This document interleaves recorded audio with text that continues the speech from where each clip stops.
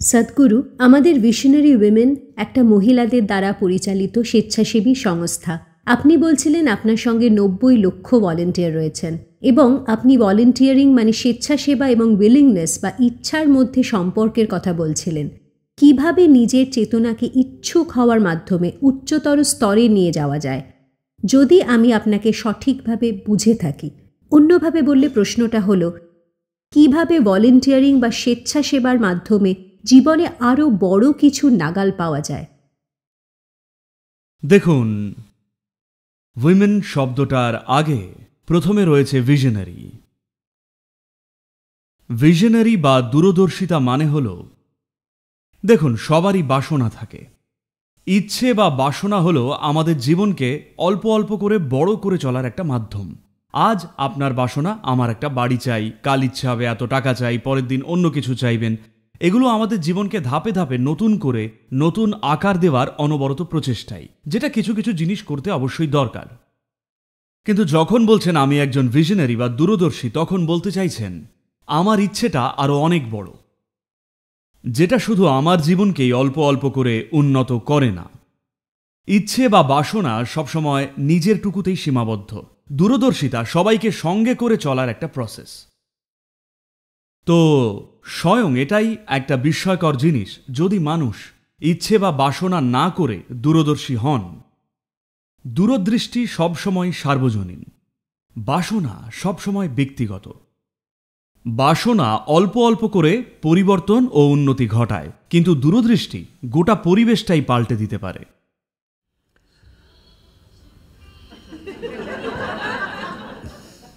Music আমার ভালো লাগে। তো উইলিংনেস প্রসঙ্গে যেহেতু বললেন আপনারা স্বেচ্ছাসেবী সংস্থা, স্বেচ্ছাসেবী হতে, স্বেচ্ছাসেবী হওয়া মানে একজন মানুষ স্বেচ্ছায় কিছু একটা করছে, তাই তো? কেউ বা কিছু জোর করে করছে না। কোনো টাকা কামানোর চাপ নেই, সামাজিক চাপ নেই, অন্য কোনো কারণ নেই। আপনি শুধুই নিজের ইচ্ছে কিছু করতে চান। তো যখন স্বেচ্ছায় কিছু করতে চান, এর মানেই আপনি স্বেচ্ছাসেবী। আপনাদের সবাইকে জিজ্ঞেস করছি, এখন আপনাদের এখানে আসতে কি বাধ্য করা হয়েছে নাকি স্বেচ্ছায় এসেছেন? ধন্যবাদ। কারণ আমি প্ল্যান করে বসানো লোকজনের সামনেও কথা বলেছি, বক্তৃতা রেখেছি, কারাগারে বক্তব্য রেখেছি, আরো বহু জায়গায়। তো আপনারা এখানে নিজের ইচ্ছে এসেছেন।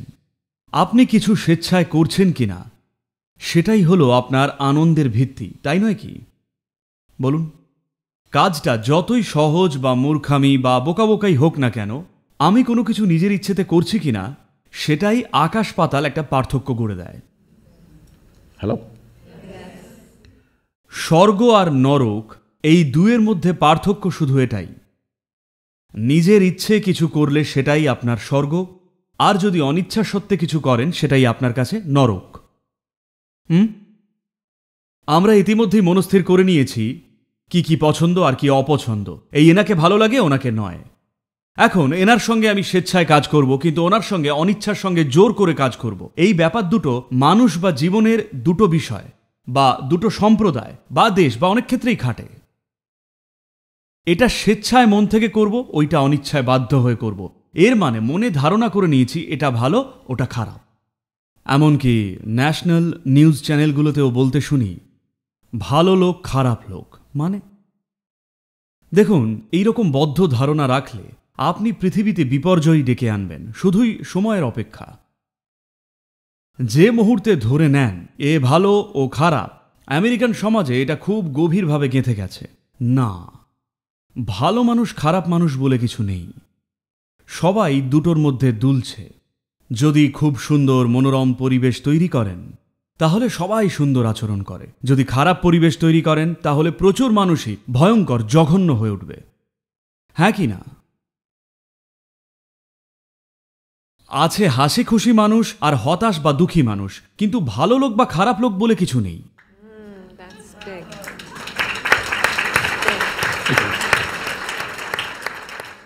আমরা যে মুহূর্তে ভাবি আমরা ভালো, তখন খারাপকে ধ্বংস না করে আমরা থাকতে পারি না, তাই না? আর আমরা দীর্ঘকাল ধরে অনেক মানুষকেই ধ্বংস করে আসছি। সময় এসেছে এবার একটু থামি। কারণ প্রতিটা মানুষ আলাদা আলাদা স্তরের উপলব্ধি ও অভিজ্ঞতায় আছেন। মানুষের নানান বৈচিত্র্য। যেই আপনার মতো নয় সেই নির্ঘাত খারাপ। কে তাই নয় কি? আমার মতো নয় মানেই সে নিশ্চয়ই খারাপ। কারণ ভালো হওয়ার শর্ত আর আপনার চোখে যা ভালো তা পুরোটাই আপনার মন গড়া। কিন্তু না, আপনার সেটা করার অধিকার নেই।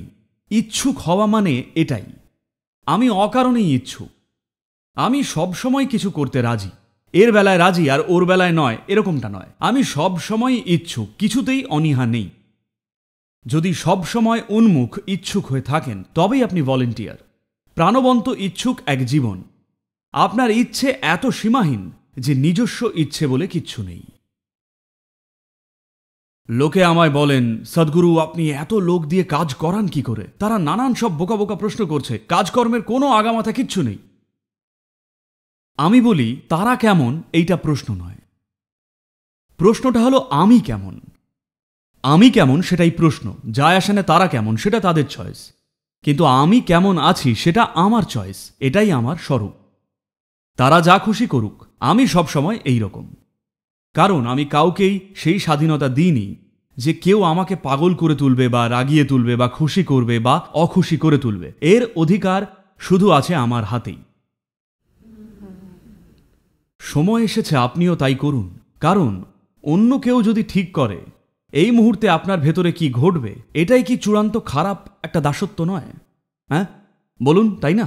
অন্য কেউ ঠিক করতে পারছে আপনার ভেতরে কি হবে, চারপাশে কি হবে তা অবশ্যই অনেক মানুষ মিলে নির্ধারণ করেন। আমাদের চারপাশে কি হবে তা 100% আমাদের হাতে নেই, কিন্তু আমার ভেতরে কি হবে অবশ্যই আমারই হাতে থাকা উচিত কিনা। এই মুহূর্তে যে কেউ যে কাউকে পাগল করে তুলতে পারে, কারণ তারা ভলেন্টিয়ার নয়, তারা অনিচ্ছুক। ভলেন্টিয়ারিং বা স্বেচ্ছাসেবা মানে আপনার নিজের কোনো ইচ্ছে নেই, যা কিছু দরকার তা করতে প্রস্তুত। জানেন তো, আমরাও একটা স্বেচ্ছাসেবী সংস্থা। এর মানে নানান বৈচিত্র্যের মানুষ, তাদের বেশিরভাগই যে কাজটা করছেন তার জন্য প্রশিক্ষণপ্রাপ্ত নন। আর তাদের তাড়াতেও পারি না, কারণ তারা ভলেন্টিয়ার।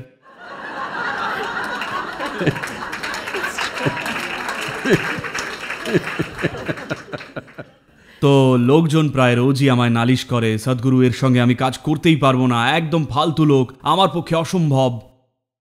আমি তাদের বলি, দেখো এই পৃথিবীতে এই ধরনের লোকজনই আছে, এই রকম ওই রকম সেই রকম, ঠিক এইরকম মানুষই আছেন।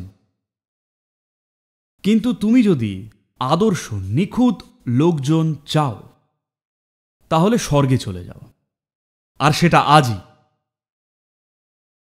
কিন্তু যদি মনে করো যে যা করছো তা খুব মহত্বপূর্ণ, তাহলে অবশ্যই এই জঘন্য খারাপ লোকগুলোর সঙ্গেই কাজ করতে শেখো।